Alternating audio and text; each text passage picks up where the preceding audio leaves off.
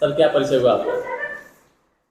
मैं महेंद्र यादव, प्रबंधक RDJD inter college Bhavpur. Sir देखा जाए आज 15 अगस्त है, पूरे देश में आज़ादी का एक जश्न मनाया जा रहा है। आपके स्कूल में किस तरह का कार्यक्रम है? आज सबसे पहले मैं आपके चैनल के माध्यम से इस 79 स्वतंत्रता दिवस के शुभ अवसर पर मैं सभी अपने विद्यालय के अध्यापक अध्यापिकाओं एवं प्यारे बच्चों को और इस क्षेत्र के सभी क्षेत्रवासियों का मैं हार्दिक स्वागत वंदन अभिनंदन करता हूं। जैसा कि पूरा देश आज जो है इसे हर्षोल्लास के साथ मनाया है, ये स्वतंत्रता दिवस मना रहा है, उसी के क्रम में आज इस विद्यालय RDJD इंटर कॉलेज में भी बच्चों द्वारा, शिक्षक शिक्षिका बहनों द्वारा बड़े हर्षोल्लास के साथ ये कार्यक्रम मनाया गया है। सर देखा जाए आज बहुत ही खुशी का दिन है, आप शिक्षक हैं, तो बच्चों के लिए क्या कहेंगे इस खास अवसर पर?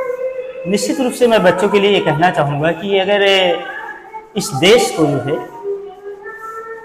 एक व्यक्ति विशेष तौर पे मैं कह सकता हूँ, तो हमारे देश के महापुरुष लोगों ने अगर देश की आज़ादी को में महत्वपूर्ण भूमिका निभाकर देश को आज़ाद करा सकते हैं, तो इन प्यारे बच्चों में निश्चित रूप से वो धार है कि ये कहीं ना कहीं जो आज़ादी इनको मिली है उसको बरकरार बनाए रखेंगे और आगे भी जो है उसी के क्रम में एक उदाहरण बन करके ये अपने आप को जो है निश्चित रूप से कहीं ना कहीं सफल करेंगे और इनका भविष्य उज्जवल होगा। सर देखा जाए देश तो आज़ाद हो चुका है, लेकिन अपने देश में कई ग्रामीण क्षेत्र में ऐसे भी हैं जहाँ शिक्षा का बहुत अभाव है। जी। तो उनके लिए जैसे आपके क्षेत्र में जो स्टूडेंट है जो पढ़ना चाह रहे हैं, कुछ ऐसे जो असहाय होंगे, जी, अगर वो भी पढ़ना चाह रहे हैं, उनका शौक है, तो उनके लिए क्या समझना है? बिल्कुल, मैं आपके चैनल के माध्यम से बताना चाहूँगा कि समय समय पर अपने यहाँ जो है प्रतियोगी परीक्षाएं होती रहती हैं और अभी पिछले विगत वर्षों में प्रतियोगिता यहाँ पे आयोजित की गई थी, जिसमें सरकारी विद्यालय के 13 सरकारी विद्यालय के बच्चों ने प्रतिभाग किया था, जिसमें हम लोगों ने उनको साइकिल देकर के पुरस्कृत करने का काम किया था और साथ में 41 बच्चों को हम लोगों ने 1 साल का फीस दिया था। 1 साल की फीस विद्यालय मैनेजमेंट से जमा किए थे।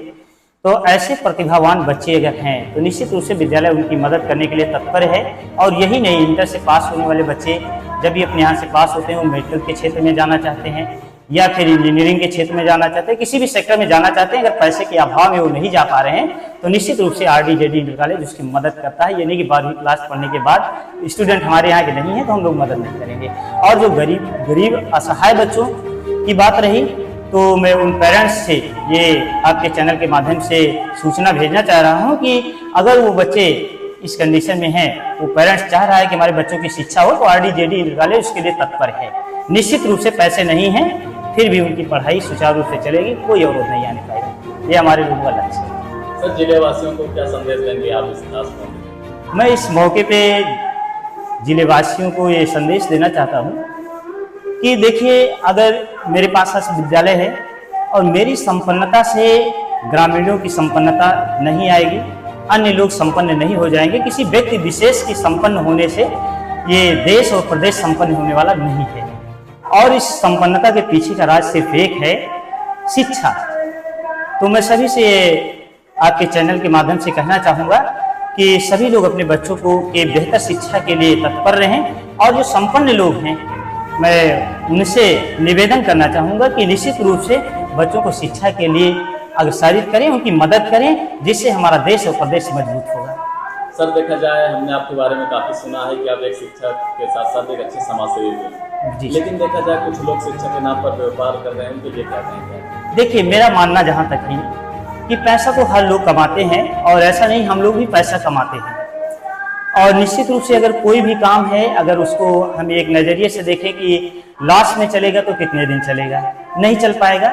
लेकिन मेरा मानना ये है कि जिस काम के लिए मैं पैसे ले रहा हूँ उस काम को जरूर दिया जाए। अगर बच्चों से 300 रुपये फीस ली जा रही है तो उस पेरेंट्स को, उस बच्चे को ये लगे कि मुझे 400 रुपये का काम मिल रहा है, उस काम में, उस अनुशासन व्यवस्था में कोई समझौता नहीं होना चाहिए। आज जो है मेरे यहाँ की जो व्यवस्था है, जो चर्चाएं हैं, बच्चे दूर दराज से जो चले आ रहे हैं, 1200 के ऊपर बच्चे हैं अपने विद्यालय में तो उसका महज एक ही रीजन नहीं, उसके बहुत सारे कारण हैं और बहुत सारे लोग ये हैं, मैं सोचता हूँ उसका अनुसरण करें। ये नहीं कि कोई इस प्रकार की मेरे पास भावना है कि यहाँ बच्चे ना जाएं या फिर ऐसी कोई भावना मेरे पास नहीं है। मैं चाहता हूँ कि बच्चे जाएं, कहीं भी पढ़ें, लेकिन विद्यालय वालों के लिए मेरा एक संदेश है कि समाज में आती किसी भी काम को करने के लिए पैसे की जरूरत है, जो पैसे हम आपसे ले कहीं ना कहीं उसका सकारात्मक परिणाम बच्चों में दे। आज मैं बच्चों को जो है 8 पीरियड पढ़ाने के साथ साथ मैं बच्चों को उसी शुल्क में कोचिंग भी पढ़वाता हूँ। कोई कमजोर बच्चा है, अगर सुबह शाम वो पढ़ना चाहता है, उसको अतिरिक्त क्लासों की व्यवस्था कराते हैं। हमारे यहाँ जितने भी बच्चे पढ़ते हैं उनको कहीं कोचिंग पढ़ने की जरूरत नहीं, अतिरिक्त पैसे खर्च करने की कोई जरूरत नहीं। वो जो आप बता रहे हैं, जो बच्चे क्लास अलग चलता है, उसका कोई शुल्क है या कोई शुल्क नहीं है सर, कोई शुल्क नहीं है उसका।